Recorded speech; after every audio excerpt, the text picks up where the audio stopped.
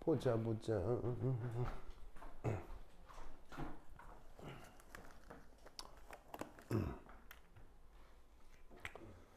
자, 여기 하이드로제닉이란 말이 있는데 무슨 뜻이에요?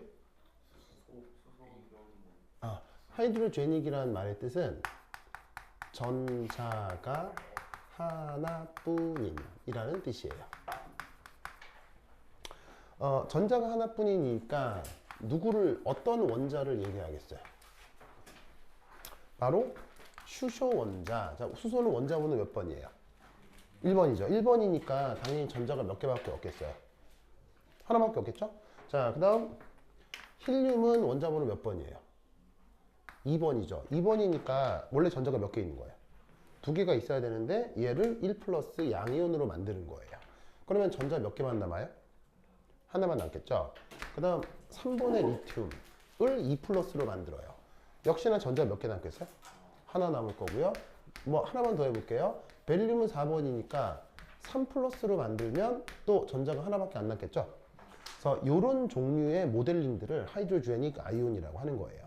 그럼 이 하이드로제닉 아이온들은 풀이 방법이 양자역학적으로 완벽하게 동일해요. 고전역학적으로도 동일해요.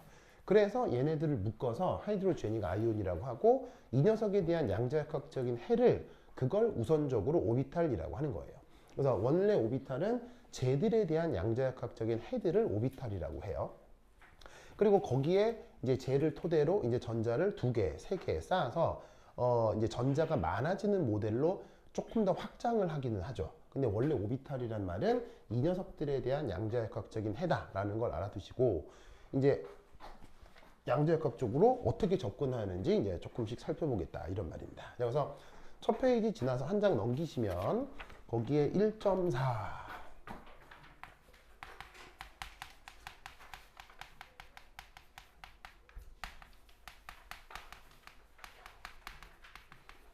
자, 좌표 변환하기라고 나오거든요. 거기 보이세요? 좌표 변환하기. 자, 이게 이제 뭐냐 이겁니다. 직교좌표계. 자, 직교좌표계라는 말 알죠? 어디서 가장 많이 사용하는? 수학 시간에 XYZ라고 하는 그 좌표계가 직교좌표계예요. 혹시 영어로 직교좌표계 뭐라고 해요? 영어 이름이 있어요. 영어로 직교좌표계. 영어로 칼티지안 코디네이트라고 해요.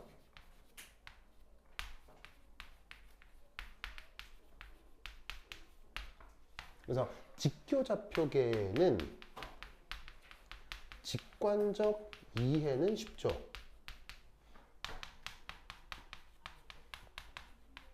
왜냐면 어떤 위치를 표현할 때 X축이냐 Y축이냐 Z축이냐 뭐 몇 칸씩 간다 이렇게 생각하면 되니까 그 직관적 이해는 쉽지만 뭐가 어렵냐? 이 계산이 어려워요. 근데 여기서 계산이라는 게 뭐 더하기 빼기 곱하기 나누기 사칙 연산을 얘기하는 게 아니겠죠. 여기서 계산은 어떤 계산이겠어요? 바로 3차원 중적분이요. 아니면 미분 방정식. 이런 것들을 풀 때 아주 계산이 어려워져요. 어려운 게 어느 정도로 어렵냐면 전문적인 책을 찾으면 어렵다는 말 대신 어떤 말이 나오냐면 커테스트로피라는 말이 나와요. 커테스트로피 우리말 번역? 재앙. 왜냐면 저기 막 태풍 불고 이러는 거 있잖아요. 그런 걸 커테스트로피라고, 뭐 지진 나고 이러는 거. 그러니까 이게 어려운데 재앙 수준으로 어렵다. 이 말은 계산한다 못한다? 못해요. 그래서 어떻게 했냐면 직교좌표기가 아니라 뭘 사용하느냐. 그래서 이 양자역학에서는 극좌표계. 자, 영어 표현으로는 폴라 코올디네이트를 사용합니다.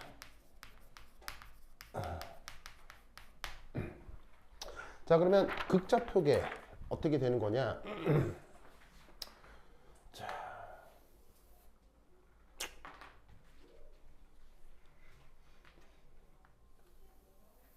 짜잔, 여기 Z축,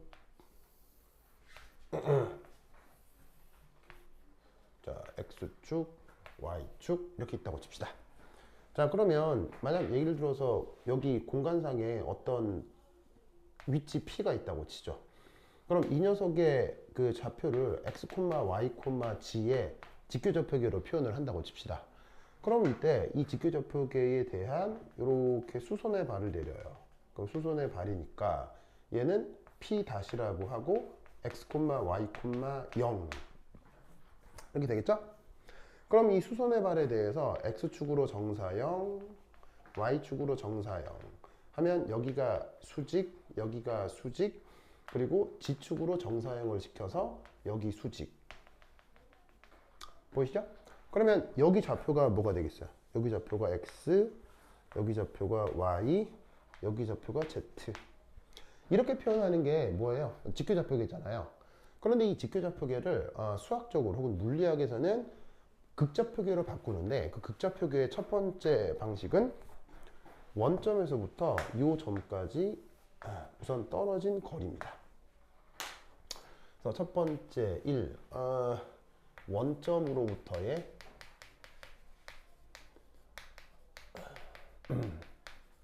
거리 R.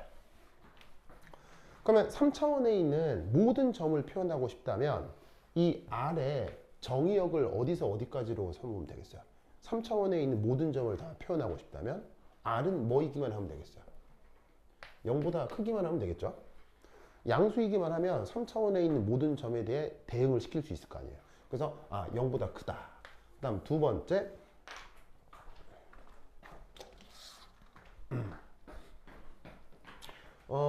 Z축으로부터 떨어진 각도 시타. 그래서 두 번째는 G축으로부터의 위도를 시타로 잡습니다. 그럼 역시나 모든 3차원의 방향을 규정하려면 이 시타는 몇 도부터 몇 도라고 하면 규정이 되겠습니까? 자, 이 시타의 정의역은 몇 도부터 몇 도까지일까요? 실제 적분을 해야 될 수 있기 때문에 이 정의역을 기억하고 있어야 돼.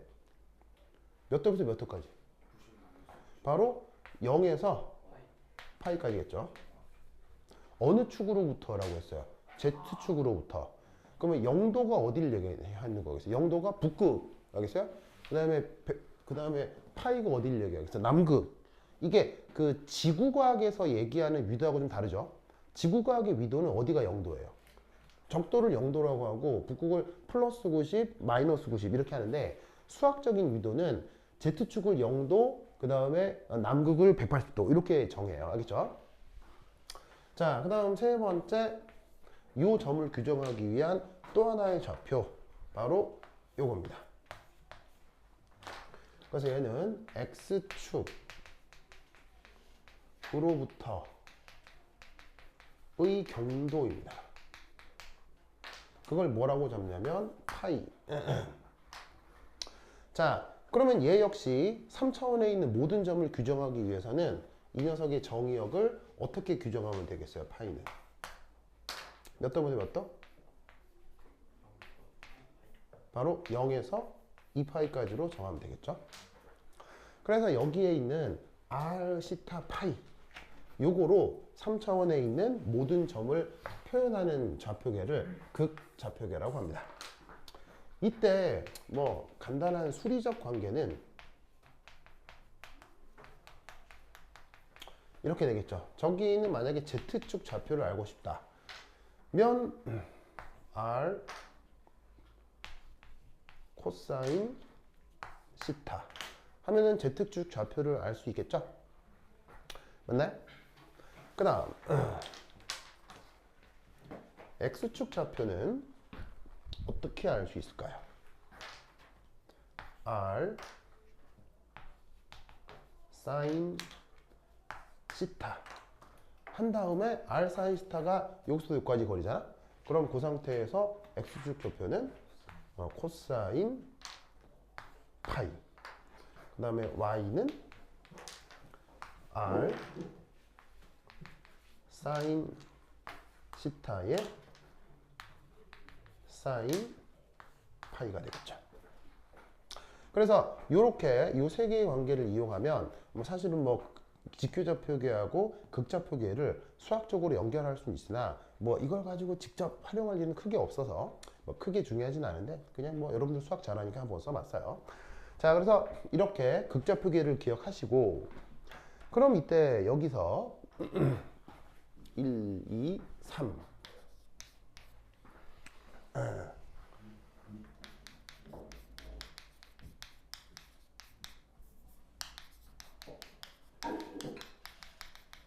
자, 파동함수를 만드는데 자, 파동함수라고 하는 게 뭐예요? 자, 이렇게 된 표현의 의미가 뭐예요? 자, 핵을 원점으로 정했을 때 위치 x, y, g에 있는 전자의 여러 물리적 정보를 포함한 함수가 바로 이 파동함수잖아요. 그죠? 그런데 이 XYG로 표현하면 뭐가 어렵다고요? 계산이 굉장히 어렵기 때문에 얘를 뭐로 바꾼다? 좌표를 바꿔주는 거예요. 그러면 좌표를 바꿔버리는 순간 함수꼴도 유지가 되겠어요? 함수꼴도 되게 이상하게 막 바뀔 수 있어요. 좌표가 바뀌니까. 함수꼴도 되게 막 약간 괴상망측하게 바뀔 수 있을 거 아니에요. 그러니까 이 상태에서는 다항함수처럼 생각해 볼 수 있는데 R스타 파이로 바꾸면 다항함수에서 초월함수 쪽으로 맞아 함수가 바뀌어요. 그래서 초월함수 같은 경우 미분 방식 푸는 게 좀 더 편리하기 때문에 초월함수꼴로 많이 바뀌게 되죠. 그래서 저 파동함수가 변수가 어떻게? R 시타 파이 이런 꼴로 새롭게 파동함수의 변수들을 바꾸어 줍니다. 뭔 말인지 아시겠죠? 그렇죠? 그래서 그 슈레딩거 파동 방정식에서 첫 번째 단계가 직교적 표기에서 극적 표기로 바뀌어진다 라는 걸 명심하시고 그래서 앞으로 여러분들이 보게 될 파동함수는 전부 다 변수가 R, 시타, 파이 이런 것들로 표현이 된다 라는 걸 꼭 기억해 두세요. 알겠죠? 자, 그러면 여기서 이제 또 중요한 거 여기 줄게요. 여기 준다잉? 여기 준다. 아, 잘 쓰고 있죠? 잘 쓰고 있죠? 뭐냐면 내 수업의 핵심은 필기예요. 필기를 하나도 빼지 말고 꼼꼼 적으셔야 되겠죠? 꼼꼼 적으셔야 돼요. 그리고 필기는 어디다 하시는 게 좋냐면 필기는 공부를 잘하고 싶다면 낮장의 필기를 하시는 게 좋아요. 낮장. 그냥 한 장짜리 A4지 이런 거 있죠. 그런 거에다가 필기를 하는 게 좋아요. 이런 교재보다는. 교재는 참고 자료가 되고요. A4지 같은 낱장의 필기를 하시는 게 좋은데 이유는 나중에 여러분들이 필기를 쭉 하잖아요. 그럼 여러분들이 필기를 잘 관리를 하면 필기한 그 내용이 전 세계 어디도 없는 여러분만의 소중한 뭐가 된다? 소중한 사전이 돼요. 그럼 여러분들이 지금부터라도 공부를 잘 해놓잖아요. 필기를 잘 모아두잖아요. 그럼 그게 나중에 여러분들이 박사과정 가서도 쓰일 수 있어요. 만약에 이쪽 전공으로 간다면. 내가 그렇거든요. 그래서 내가 아주 어렸을 때부터 썼던 필기는 난 아직까지 지금도 가지고 있어요. 근데 이때 낱장에 쓰는 게 좋은 게 뭐냐면 필기를 다 해놓은 다음에 이렇게 다 모아둬요. 약간 주제별로 세팅을 해놓는 거죠. 그런 상태에서 내가 어떤 주제가 필요하다라고 하면 낱장으로 돼 있는 필기에서 필요한 부분만 빼는 거예요. 툭툭툭 빼가지고는 그걸 하나로 새롭게 조합하는 거죠. 그럼 새롭게 편집이 되는 거예요. 그럼 그것만 보고 내가 지금 하는 주제를 처리할 수가 있는 거예요. 그래서 그 우리나라는 학생들이 그런 걸 잘 안 쓰는데 그 스탠퍼드나 하버드 같은 데 가면 거기는 학생들이 뭘 많이 쓰냐면 네임카드를 많이 써요. 네임카드 알아요? 한 요 정도 되는 메모지에 구멍빵 뚫려 있는 거. 이렇게 된 거. 그 왜 단어장처럼 쓰는 거 있잖아요. 그거 공부 잘하는 학생들이면 이거 다 들고 다니는데 뭐냐면 필기를 요만한 데다 해요. 요만한 데다가 구멍 딱 뚫어가지고. 그래서 내가 지금 공부하는 것에 대해서 막 거기다가 촤촤촤 쓰는 거예요. 최대한 작은 글씨로. 왜냐면 크지 않으니까. 최대한 작은 글씨로 쓰고 이렇게만 뚫려 있으니까 내가 필요하면 어떻게 되겠어요? 열어서 어디든 꺼내서 편집할 수가 있는 거예요. 무슨 말인지 알겠죠? 그래서 사실은 완전히 이렇게 막혀있는 노트도 뭐 나쁜 건 아니지만 필기를 그런 식으로 관리해서 그런 네임카드 형태의 것들을 여러 권 가지고 있으면 나중에 상위 단계에서의 공부를 할 때 굉장히 좋은 자료로 쓸 수 있어요. 그래서 그걸 추천드리는데 그 뭐 개인의 취향에 따라 다를 수도 있고 뭐 패드 쓰는 사람도 있고 할 테니까 그건 뭐 자기가 좋은 대로 하셔도 될 것 같아요. 다만 확신할 수 있는 건 필기 안 하죠? 공부 절대 잘할 수 없어요. 필기를 안 하면 공부는 꽝이에요. 절대 성장할 수 없어요. 장담해요. 절대 공부 잘할 수 없어요. 그래서 명심해야 됩니다. 필기를 관리하지 못하면 공부는 절대 잘할 수 없어요. 알겠죠? 네. 내가 공부를 매우 잘해봤기 때문에 이건 확신드립니다. 알겠어요? 확신드립니다. 그래서 공부를 잘하려면 뭘 해야 된다? 필기를 완전 관리하셔야 됩니다. 알겠죠? 그거 하나만 여러분들이 해주시면 돼요. 알겠죠?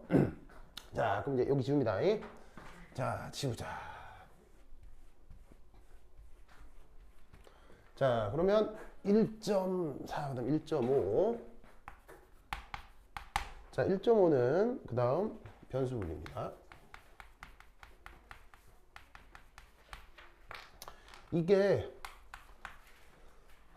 사실은 이게 그 양자역학의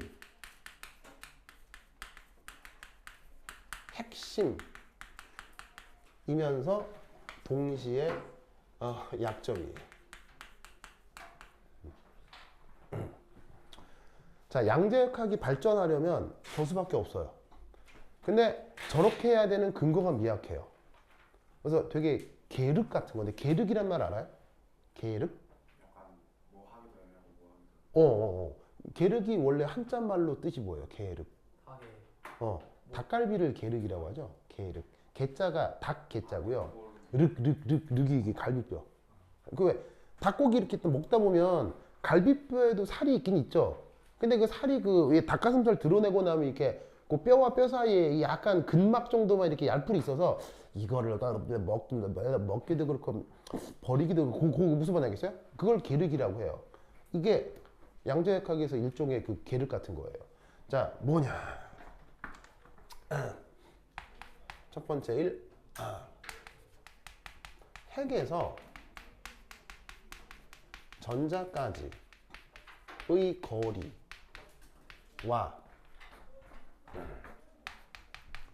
전자의 방향은 서로 독립적이다.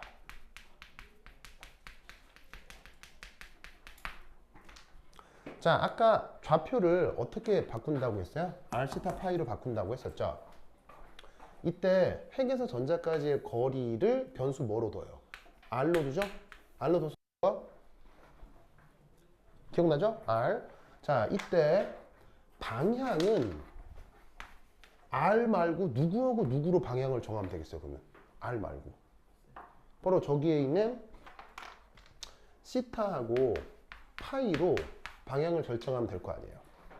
그런데 고전역학적으로 생각을 하면 핵에서의 전자까지 거리와 그 전자의 방향이 서로 조금 관련이 없는 것 같은데 라고 직관적으로 생각해 볼 수 있다고요. 왜냐?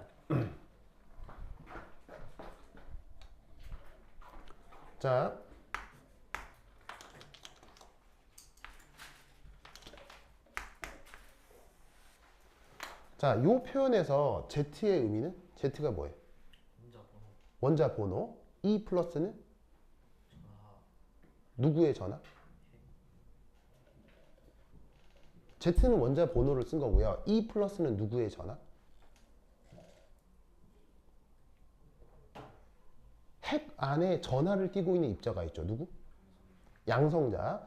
양성자 전하량은 누구랑 크기가 같죠? 양성자의 전하량은 누구랑 전하량 크기가 같죠? 전자랑 똑같죠? 전자랑 똑같은데 부호가 서로 방향이 어때요? 서로 반대죠? 그래서 전자 전하량은 크기가 얼마예요? 전자 전하량. 전자 전하량 크기 얼마예요? 마이너스 1.6 곱하기 10의 마이너스 19승 쿨롱이에요. 양성자 영어로 뭐라고요? 양성자. 프로톤이라고 하죠. 양성자는 플러스 전하 띄어요? 마이너스 전하 띄어요? 플러스 전하 띄죠. 그럼 양성자 전하량은 얼마예요? 1.602 곱하기 10의 마이너스 19승 쿨롱이거든요. 근데 부호의 방향이 플러스. 알겠죠? 그래서 양성자 전하량을 다르게 E 플러스 라고 쓴 거라고요. 아시겠죠? 알겠죠? 그래서 자 다시 한번 Z가 뭐라고요? Z가 원자 번호. 원자 번호의 정의는? 핵 안에 있는 양성자의 개수죠. 양성자 하나의 전하량이 E 플러스라고 했잖아요. 그럼 거기에 원자 번호를 곱하면 ZE 플러스가 결국 뭐가 되겠어요? ZE 플러스가 뭘 얘기하는 거예요? 바로 핵 전하량이 되는 거죠. 핵 전하량을 표현하는 일반적 방법이 ZE 플러스예요. 저 표기 방법을 알아야 나중에 격자 에너지 같은 표현에서도 이게 뭐냐면 익숙하게 개념을 생각할 수 있어요. 알겠죠? 그래서 핵 전하량을 저렇게 ZE 플러스 이렇게 표현을 했고요. 자, 이때 이 주변에 전자가 몇 개? 전자가 몇 개? 지금 전자가 몇 개? 전자가 몇 개? 한 개. 지금 다루는 게 하이드로제닉 아이온이잖아요. 그러니까 예를 들어서 수소면 Z가 뭐예요? 수소면 Z가 뭐예요? 수소면 Z가 1, 힐륨은 2, 리튬은 3. 대신 전자는 몇 개인 거? 하나인 것들을 따져보겠다는 얘기예요. 알겠죠? 그러면 이때 핵하고 전자 사이 거리가 뭐예요? 거리가 얼마였어요? 거리가 뭐예요? R이잖아요. 거리를 R로 잡았잖아요. 그럼 여기서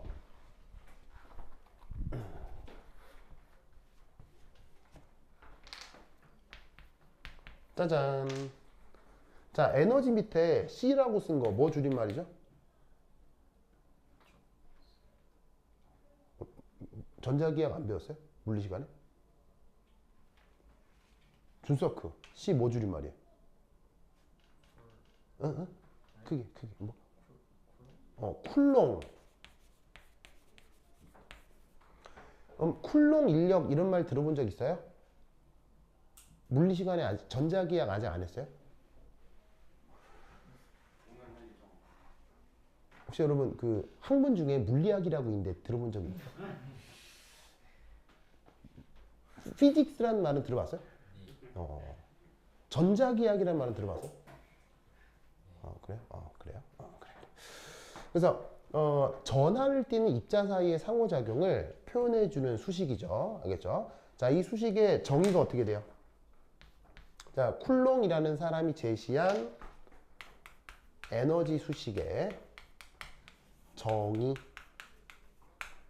자, 정의는 이유가 있는 거예요? 그냥 그렇게 정한 거예요? 그냥 그렇게 정한 거고요. 정의는 수학적으로 증명할 수 있어요? 못해요? 정의는 수학적으로 증명할 수 있어요? 못해요? 못하고 그럼 여러분들은 어떻게 해야 되는 거예요? 그냥 외우는 거예요. 알겠죠? 정의는 그냥 외우는 거예요. 자, 정의가 어떻게 된다? 4파이 입실론 제로 분의 1 곱하기 거리분의 ZE 플러스 E 마이너스. 이게 쿨롱 에너지의 정의입니다. 자, 구성은 뭐냐면 앞에 있는 4파이 입실론 제로분의 1은 그냥 상수 묶음이에요. 상수 묶음이고요. 자, 아래쪽에 있는 거리 R은 요거는 거리를 둘 입자 사이의 거리를 분모 R이라고 쓴 거고요. ZE 플러스 E 마이너스는 뭐예요? 두 입자 사이의 전하량 곱이에요. 요걸 쿨롱 에너지라고 쿨롱이라는 사람이 정한 거예요. 알겠죠? 왜 이러냐? 이유는 없어요. 이유는 쿨롱이 되살아나도 이유는 몰라요. 그냥 이렇게 정했어요. 이렇게 정하면 많은 전자기하학적 상황을 편하게 표현할 수 있어서 쿨롱이라는 양반이 이렇게 정한 거예요. 무슨 말인지 알겠죠? 그러니까 노벨상 100개 받아도 이걸 증명할 수는 없어요. 그냥 외우는 거예요. 그럼 내가 왜 자꾸 이걸 강조하냐면 이 수식을 몰랐다. 다 알았어요? 이거 알았어, 알았어, 모르겠어. 아니, 알았는지 몰랐는지도 몰라요? 준수가 이 시간 알았어요, 몰랐어요? 몰랐어요. 아, 몰랐다고요? 근데 몰랐는데 왜 손 안 드는 모르는 사람 했는데? 자, 다시 한번 이수식 몰랐던 사람. 몰랐던 사람. 그래. 자기 이름은? 자기 이름. 현우? 현우 이식 알았어요, 몰랐어요? 뭐라고? 아, 은우 이식 알았어요, 몰랐어요? 아, 알긴 알았어요? 근데 왜 얘기 안 해줬어요?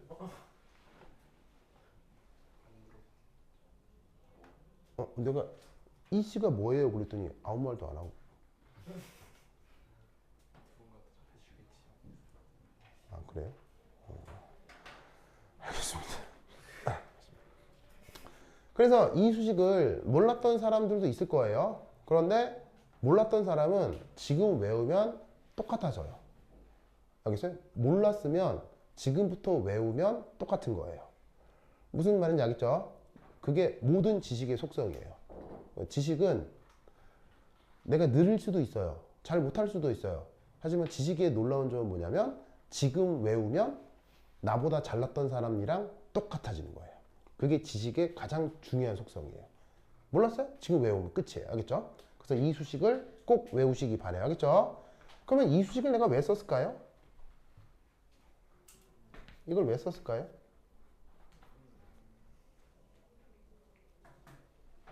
이걸 왜 썼을까요? 바로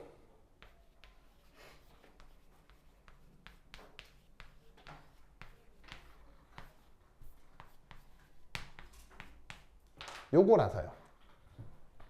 영어 구문 중에 regardless of라는 말이 있죠. 무슨 뜻이에요? 관계없는 이러지. 관계없는. 자, 이 수식에 시타나 파이 정보가 들어가 있어요? 안 들어가 있어요? 시타나 파이 정보가 들어가 있지 않죠. 무슨 말이냐면 이놈의 전자가 이 방향에 있건 이 방향에 있건 어느 방향에 있건 이놈의 전자가 어느 방향에 있건 거리만 정해지면 에너지가 정해진다는 얘기예요. 그러니까 뭘 할 수 있어요? 하이드로제닉 아이온에서 전자의 적어도 에너지는 거리하고 방향이 관계가 있다 없다? 관계가 없는 게 아닐까라고 생각을 하는 거예요. 물론 이건 고전역학적인 표현이고 지금 하려고 하는 건 양자역학이기 때문에 이걸 완벽하게 증명하는 과정은 없어요. 없지만 고전역학적으로 일하기 때문에 학자들이 관계없는 게 아닐까라고 생각을 하는 거예요. 무슨 말인지 알겠어요? 그럼 이 관계없음을 수학적으로 어떻게 표현할까요? 관계없다라고 가정하고 그 관계없음을 수학적으로 어떻게 해요? 여기 준다.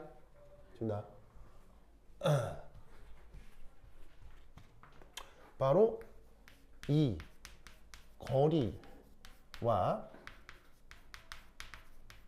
방향 변수가 서로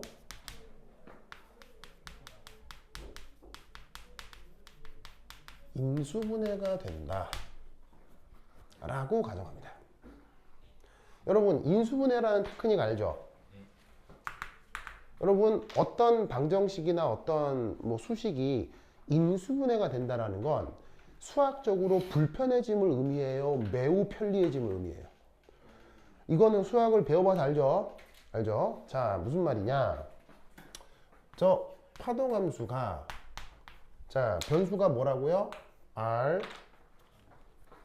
시타, 파이 이 세 개의 변수로 표현이 되는 건데 얘가 인수분해가 된다고 생각하는 거예요.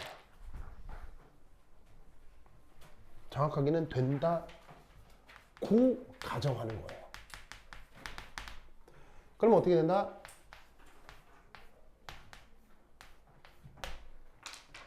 거리 변수인 부분과 방향 변수인 두 부분으로 이렇게 곱하기, 그냥 단순 곱하기예요. 저스트 곱하기, 인수분해니까. 그래서 파동함수가 거리 변수인 부분 따로, 시타 파인 부분이 따로 완벽하게 수리적으로 분리가 돼서 두 개의 항이 곱하기로 표현된다 라고 파동함수를 가정하는 거예요. 알겠죠? 근거는 이거고요. 아니, 근거라기보다는 이제 직관은 이거고요.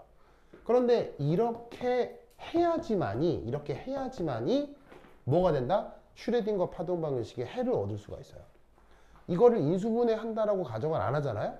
그러면 너무 수식이 복잡해지면서 못 풀어요.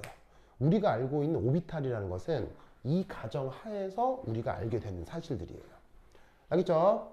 그래서 이렇게 가정을 한 각각 이제 중요하겠어요, 안 중요하겠어요? 각각 중요하겠어요, 안 중요하겠어요? 중요하겠죠? 그 중요한 각각의 이름을 뭐라고 부르느냐? 1.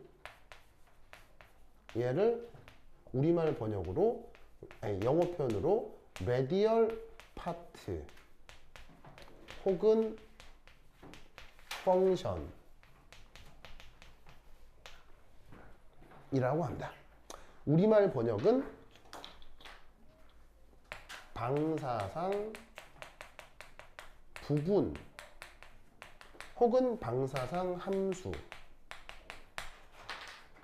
그 다음에 두 번째, 이 부분을 angular part 라고 해요. 혹은 function.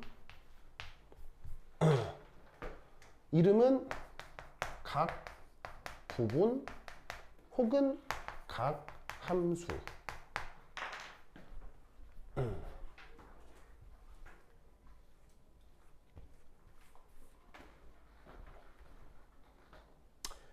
됐죠? 됐죠? 저런 이름을 부른다는 거 꼭 기억하시고요. 그러면 이걸 가지고 이제 1.6 얘를 풀어봐야 되겠죠? 자, 이 녀석을